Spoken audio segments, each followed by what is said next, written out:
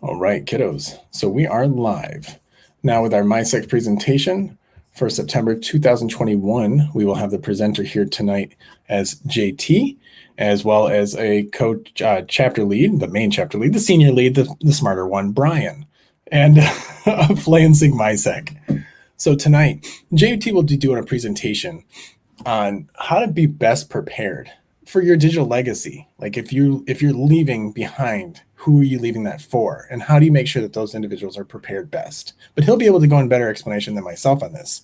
JT is a professional expert in IT. He knows everything about IT that you've ever been able to try to figure out in the world. If you have any question on your remote or anything, he'll help you. And restart it. But I'm going to let this kind of get shot over to Brian real quick, and then we'll go to JT's presentation. Hey, thanks, Nick, for tossing it over my way. So I'm Brian. I'm the I guess the main lead of MySec Lansing, along with Nick here, Mooney Thinker. You can find me on Discord as BRM. I'm on Twitter as BMart517. And if you want an invite to the Discord, just find me on Twitter and send me a message, and I'll get you an invite. So yeah, we've got JT with us here tonight. I wanted to just speak a moment about JT. I've gotten to know him over the years. He is a really great guy. He does not know everything about IT, but he is certainly a very smart person. And I have the pleasure of actually working with JT. He actually joined my team some months ago. And so I wanted to also provide this little disclaimer that this was not by any means a work assignment. This is something he actually just volunteered to do. But JT works with me in governance, risk, and compliance. And I'm going to let you speak a little bit more about yourself here, JT. And it looks like maybe Nick wants to say one last thing. Sorry, community, I forgot to mention one thing. For any questions that you have, we appreciate getting those questions for JT. If you don't mind, please provide all the questions either in our YouTube channel, which I will then monitor them, or our Discord channel, which you can find in the Lansing chapter channel of the MySec Discord. Or you can even shoot me on Twitter as well at Mooney Thinker. But the questions will be taken, and we will collect them, and we will provide them to JT after the presentation is over. Thank you. Go ahead, JT. All right.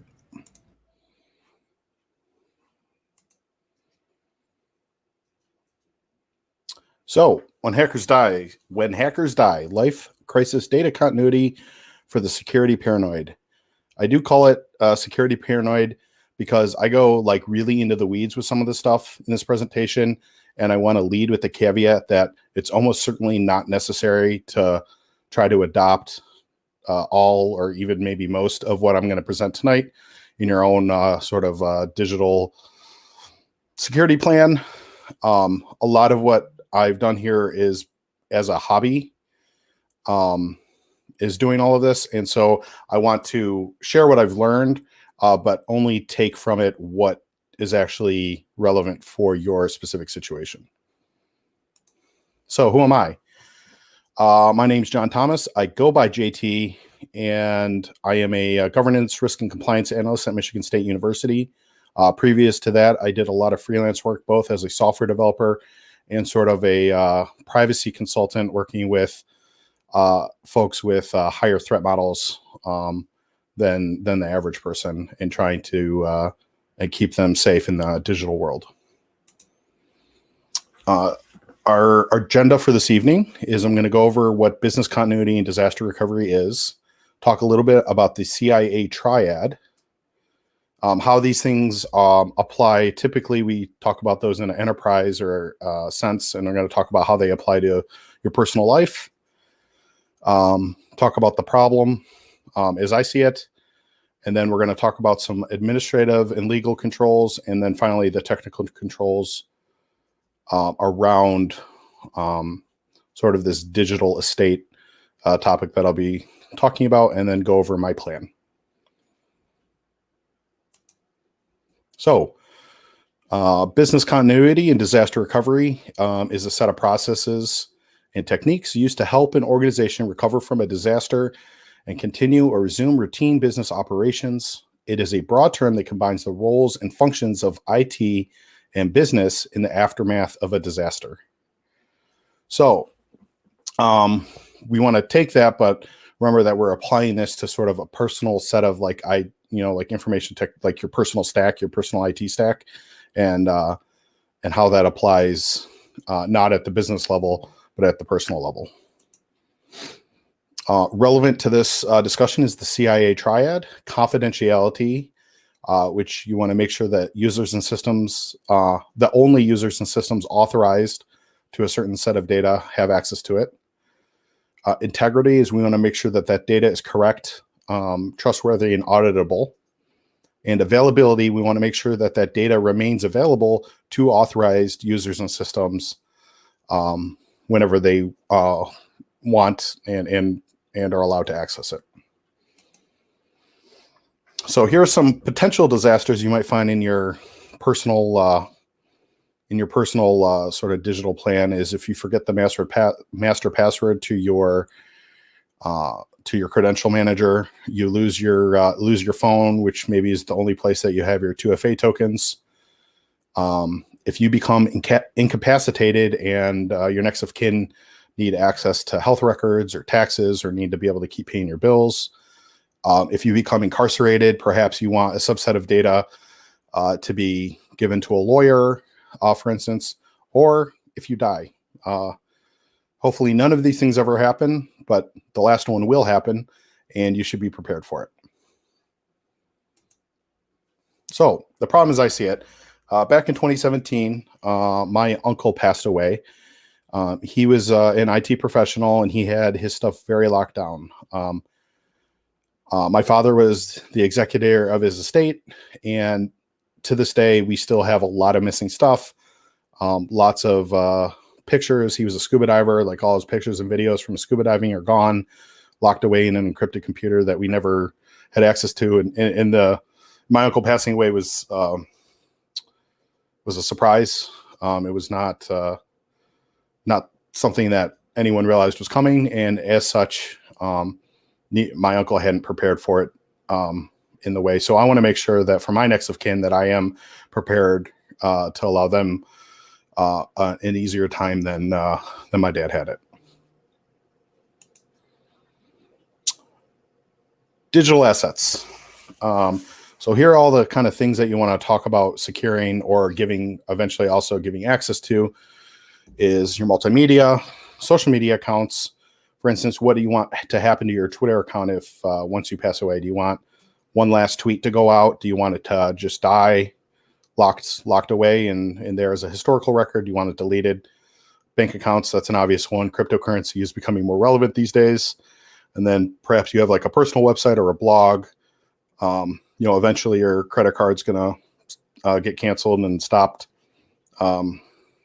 paying for those things. And there could be a lot of loss there if that's not properly planned for. Okay, so we have some administrative and legal controls around this. The two-person rule, that's where you want to give two different people parts of a whole. In this case, for instance, maybe two parts of a master password for your password manager. And if you can do that, then one person can't just access your stuff. They would have to collaborate together in order to do that. Letter of instruction that tells your next of kin what you want done with all your stuff. And then there's also service continuity features. For instance, LastPass lets you reset an account after a certain period of time. Facebook lets you set a trusted person to handle your Facebook account after you pass away, etc. So you want to look into all those things. Obviously, administrative and legal controls are, humans are the weak point and also the strong point. I, however, prefer technical and physical controls, such as strong full disk encryption, containers, physical security like safes and lockboxes, and then credential managers to keep all your stuff, all your credentials private until they need to go to certain people. So the first thing you're going to want to do is silo your data and try to figure out what bits of your sort of digital estate do you want going after you pass away or otherwise unavailable. Maybe next of kin is family photos, certain domains and websites, social media accounts, so they can post letting followers and connections know that you're no longer with us. Bank accounts, obviously. The one that came up when I was doing this myself is my Steam account. Thousands of dollars worth of video games. I want that to not die with me. That could get passed on to a gamer in my circles. Community. Perhaps you do IT work for your church or for some kind of community organization or something like that. And in my case, I've run technology for groups that don't have like a legal entity, so cannot legally own things. So I own those things, own like domain names and own service accounts, and those need to get passed on to another individual because there's no sort of legal ownership from an organization itself unless it's gone through the proper steps to become a legal entity. And then 2 to the grave, that would be things like your email, most email, text messages, probably most things. I think we're more interesting than we are. So the majority of your data probably doesn't need to be saved or sent on, so just think about the critical stuff first. And if you didn't think about it, then it probably can just go to the grave with you. Then you want to pick your people. A lawyer. Make sure that your lawyer and your executor know how to contact each other. You also want to make sure that, or at least consider that your lawyer, maybe you want a lawyer that's younger than you, because one that's older than you is more likely to pass away. And if you don't know about that, or if they're a single person law firm, then like, how does that, all the information, like that's a whole lot of complications too there. So think about having a younger lawyer. Executor, typically be next of kin or a family member, and then friends who can also be part of the plan, depending on how wide you want to go with your protection. And then step 3 is documentation. So letter of instruction that directs your lawyer how and when to give your executors and others certain information. It's legally binding. Thus, if they were to go beyond what you've instructed, they could lose their law license or worse. A directive that is not legally binding, that would be just sort of instructions to your next of kin what you want done with your stuff. Like, hey, give my Steam account to my grandkid or something, for instance. That's the kind of thing where you're just trusting your executor to do what you want with your assets. Depending on your situation, maybe that could also be part of the letter of instruction or have more legal controls around that.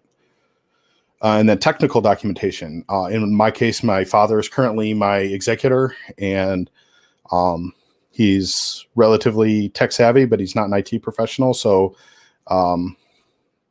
getting him to install like encryption software to like unencrypt a Veracrypt container, for instance, would be outside of his wheelhouse without very specific instructions. So I've written up instructions on how to do the things that I want done specifically.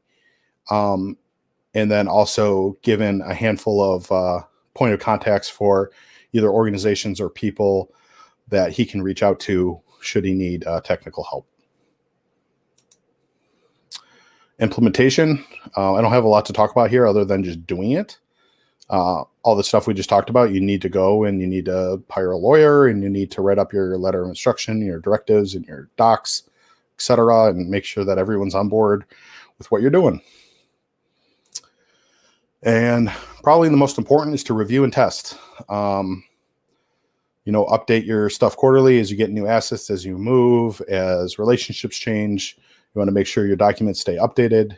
And you want to practice maybe yearly or so, or every couple of years, and like, hey, person that's my next of kin, I want to, can we sit down for an hour and walk through how you would get access to my 2FA token, so you can get into my Twitter account, so you can post about me passing away, etc. going to talk a little bit about my plan now, more specifically. Here's a list of tools that I use. I'm not necessarily suggesting them specifically because everyone's case is different, but this is what works for me. I use Bitwarden as my main password manager stored in the cloud. I then keep a subset because of my passwords in a local KeePass database that sits on a flash drive with my father. And then between my lawyer and my father, they can get together to unlock that KeePass database. And my lawyer has instructions not to do that unless I've passed away or incapacitated for X amount of time, etc. Use Veracrypt to encrypt that flash drive just mentioned. I have 2 YubiKeys, one that stays with my computer and one in a physically separate location in case there's like total catastrophic failure and I need to get back into my stuff. I use Treasure It, which is, for those unfamiliar, is end-to-end encrypted cloud storage or cloud syncing. So like OneDrive or Dropbox, but end-to-end encrypted. Backblaze is off-site backup. And I will briefly mention that I think sort of like cloud storage and cloud backup are distinct products and how they work. For instance, a ransomware attack could hit your cloud sync, your cloud storage, and sync that to all your devices, and you're locked out of everything. Whereas cloud backup would have historical backups that are still clean that you can pull from. External drives, several external drives, one with my executor, one with a friend, and a physically different, distinct location with critical documents. And then I use evidence bags. Man, that's really in the weeds, but I can make sure at my little quarterly or yearly meetups that my trusted people have indeed been trustworthy, trust but verify, I think, etc. So here's what I put into my executor silo. Bank accounts, the account for my domain registrar, my Twitter and LinkedIn, other social media can die, but I have enough connections both professionally and online that may not otherwise find out if I passed away. So I want those accounts to be accessible to my executor to be able to post. Selected photos and videos, important family stuff, graduation photos, etc., and various other data. The community silo, again, this probably doesn't apply to everyone. Certainly doesn't apply to everyone, but if you are running services for various community groups, then making sure that your executor can make sure that stuff gets handed over appropriately to the appropriate people. And then to the grave, private communications. I've done a lot of freelancing, as mentioned, especially with high threat metal customers. That obviously, even if I pass away, their privacy is still critical, and their data needs to die with me. And again, most other things probably can go to the grave with you. So more in the weeds. Here's where I keep all my data. I have my main laptop, my main phone, which has my 2-factor tokens. My backup phone, it's actually an iPod Touch. Also keeps a copy of my 2FA tokens in case I lose or my phone is stolen. I still have a backup of those. But I do not, so I use Authy specifically, which has cloud backup for your 2FA tokens, but I have that once I had synced those two devices, I now turn off cloud backup so that they don't have a copy of my data and I can't be attacked via a SIM swap. Which again, this is all really low probability, but potentially high impact, and it's a hobby and it's fun to do, so I do it. Cloud storage, offsite cloud backup, offsite drive backup, and onsite drive backup. Again, probably too much, and at the bare minimum, you should have a local backup and offsite backup, and you're probably good for like 99.9% of the problems you're going to face, but I've gone a couple steps further. And then catastrophic failure. This is really more about business continuity for myself. should the house burn down and all my electronics die, I have my plan. Whereas I've kept at least my critical documents, my copies of my credentials, and stuff locked away in a friend's safe in a place that is highly unlikely to also burn down at the same time I do.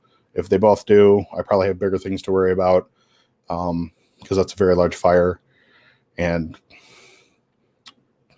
I guess I'm starting over from scratch. Oh well. This has been my brief, but hopefully interesting presentation.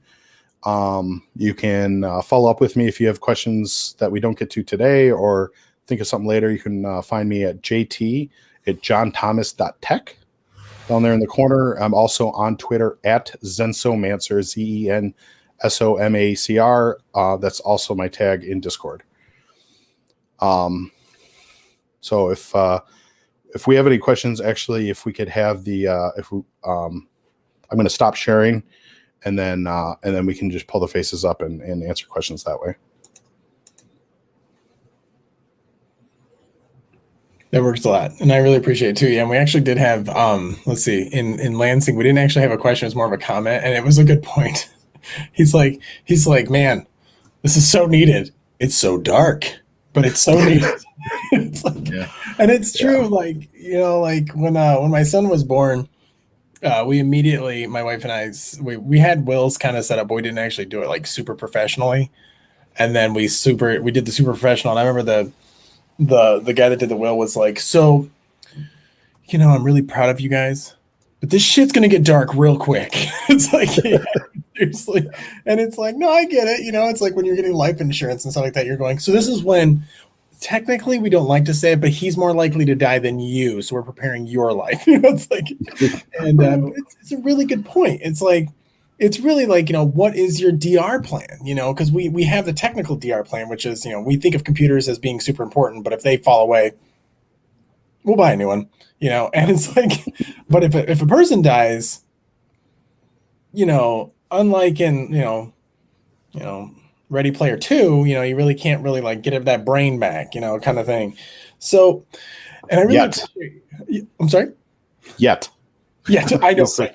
It's being mapped. We're getting there, but it has a good point, like, because this is something I've explained to my wife before. I was like, you know, and I love it too, because my wife's so sweet. She's like, yours is so complicated for security. And then actually seeing your review of things, I'm like, well, shit, I got some updating to do. Look at this list. I've only met 5. You know, it's like, and it's a good point. And so what I'm trying to think of is I don't think I have it set up in my will for IT solutions. So, I don't really have a will yet because I don't have enough. I don't have children, and I don't have enough assets to really have a will. So I just have this letter of instruction with my lawyer, which is like a 2-page document that we both signed. And I'm lucky in that my lawyer is a family friend, a childhood family friend. So should I pass away, like he will know within an hour from Facebook and everything. And then that ball will get rolling really quick.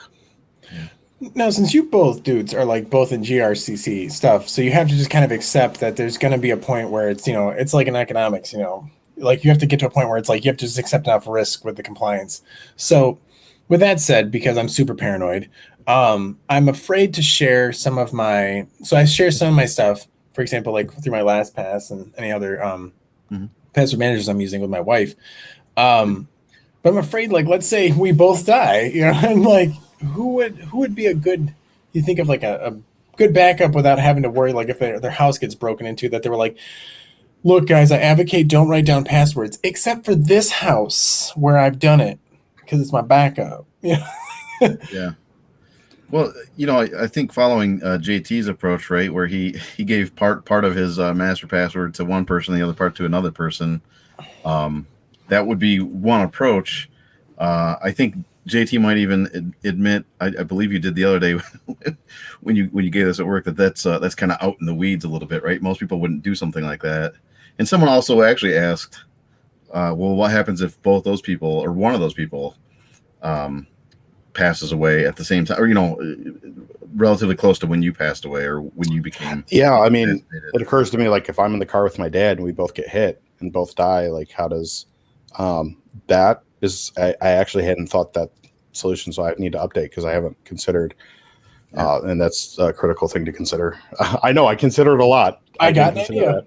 I got Okay. an idea, and I brought this up to my wife before, and she thought it was pretty good. But the thing is that my ideas usually are kind of like, "Hey, don't worry, I can put a new sump in this weekend, and it's just duct tape and shit, and it's not good." So let's just start off with at the correct level.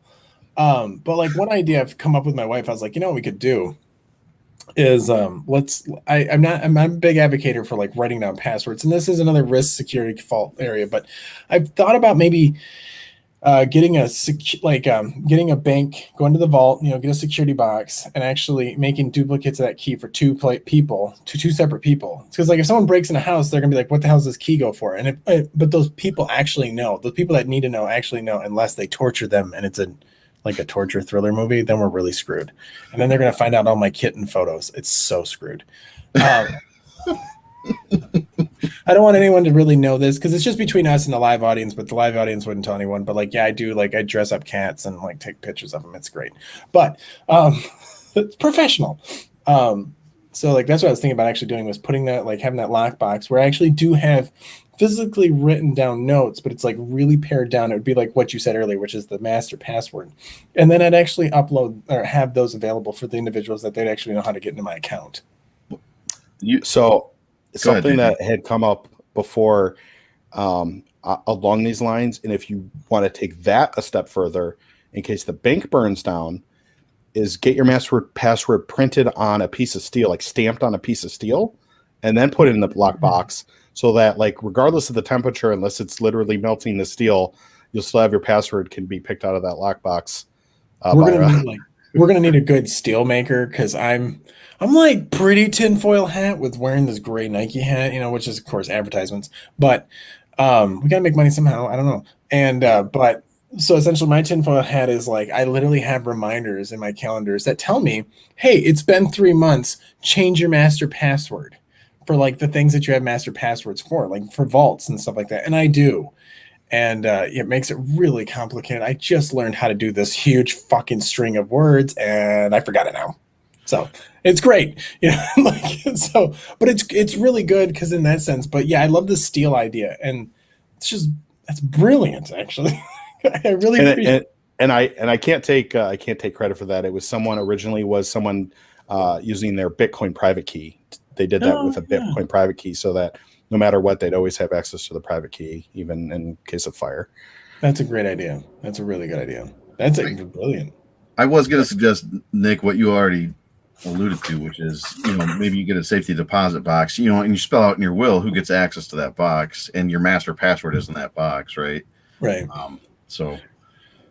Yeah, because you can get really granular in those wills. I've learned, especially like having a kid, where it's like, I've got custodial, like who's the handoff person for my kid, right. And in case they die, who's the next one after that, and then another one after that, because I'm paranoid again. My cousin is an estate lawyer, and she actually I think we're number 2 in line. She actually reached out to my wife and I on a Facebook message, and she's like, hey, random and dark question. If something happens to my husband and I, will you watch our son? And she goes, and by the way, you're second in line. There's someone else, because they live out in Jersey or Connecticut. They live out on the coast, and so like there's someone closer. But if someone, if they happen to be with that person, like you said, then we're next in line. So I was like, we talked about it. It was like a 1-minute conversation. Like, of course, yes, we'll watch your kid, right? Like, why? Yeah, your family. Yeah, that's cool. But yeah, like I said, a will be a way to do it, and I am going to make actually an unsolicited pitch for something that I've actually never used, but I've seen, and I saw it years ago, and it's called getyourshittogether.org. And they actually abbreviated it to GYST or gist.com, and it actually looks like 2 different sites now. Gist.com seems like maybe they got bought out by somebody called Cake. which is interesting. And that forwards to joincake.com. But it seems to be the same person, which is a woman who lost her husband suddenly, and she had not done any of this stuff.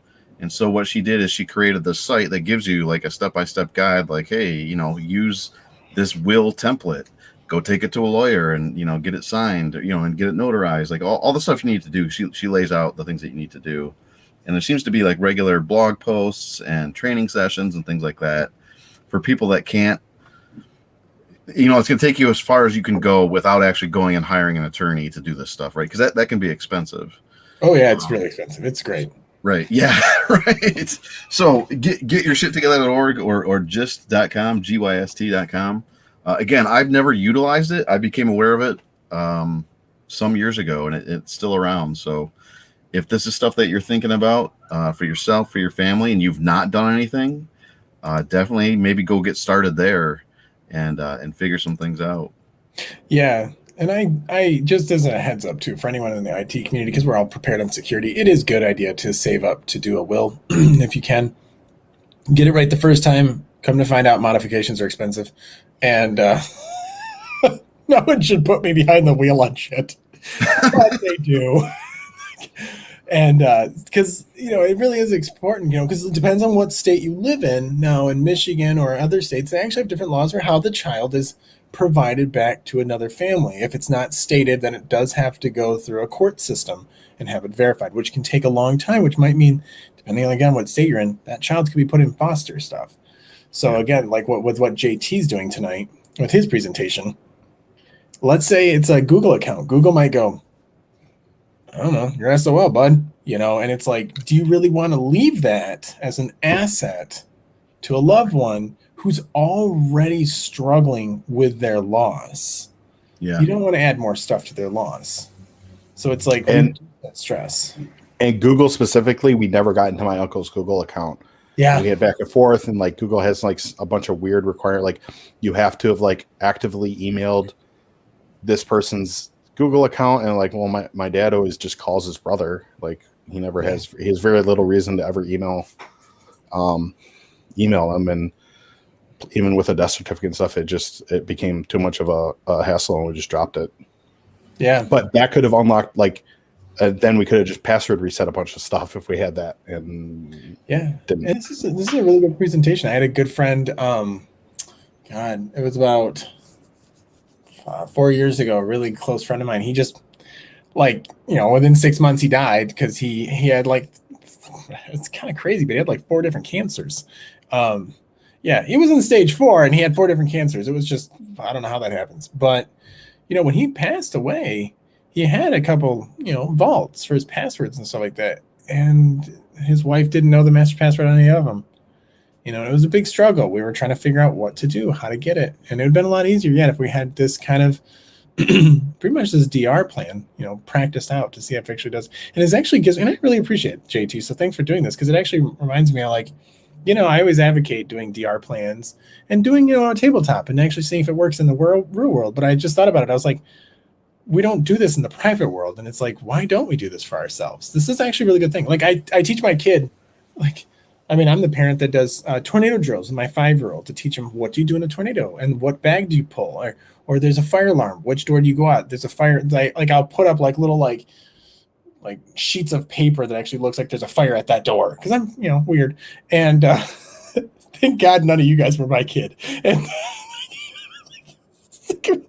it's like Six Flags every day over here. And he'll know what door he's actually supposed to go on and how he's supposed to get there. So yeah, it's a good idea. So thanks, man. Absolutely. Thanks for having me. Anything in your presentation where you thought you need to do improvements on?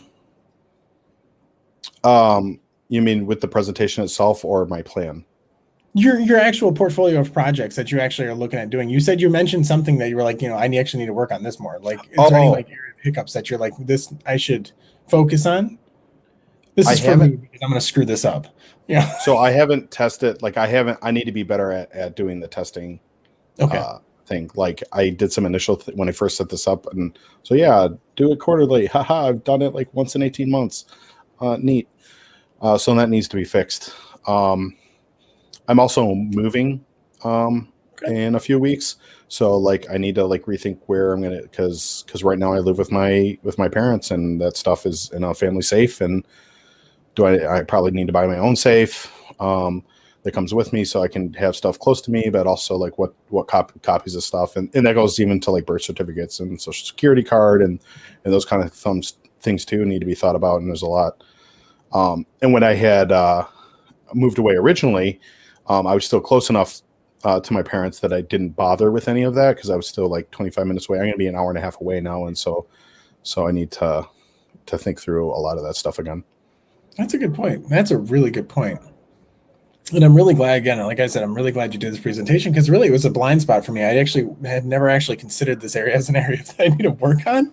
I'm just like, yeah, my wife's got it, and that's totally fine. And like, if no one else has got it, why does it matter? And I'm thinking, what would I do if the godparents for my son had to get into our account and we can't get into it at all, or they can't get into it? I mean, I've seen paranormal, and it seems like it's the movie stuff, but I could try to come back.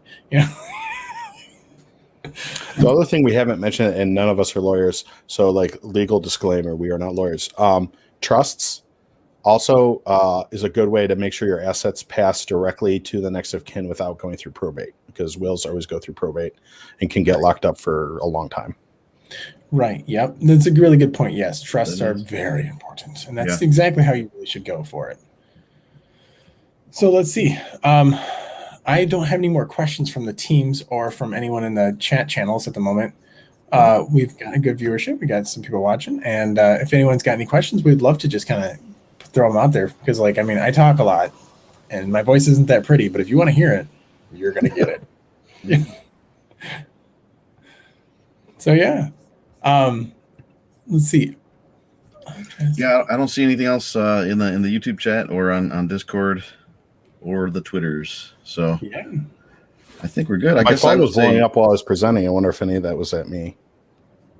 Oh, okay. It might have been. Yeah, go ahead and take a look. I was going to say, otherwise, we might want to make one more pitch for Twitter and Discord there. If people have questions, they can reach out to you there, right? And find you. Yeah. So yeah, at Zensomancer, both in Discord and on Twitter. DMs are open. My emails, my website's on my Twitter profile. Emails listed there. He's very easy to get a hold of. So yeah. And for everyone in attendance or in the future who plans to watch this, please make sure that if you'd like to join MySec, you can always just find us right at mysec.us and join our Discord. And you can join any of the channels. None of them are close to you, but you can choose which one you want. We are the Lansing channel. So if you'd like to pop over, have a great conversation, we'll help you out with different recommendations around the area. We can help you with job interview kind of questions or something like that, or even just kind of employment discussions in general. And also IT cybersecurity. All right. Well, if anyone else has got anything else to add, otherwise I'll just kind of close it. All right. Bye.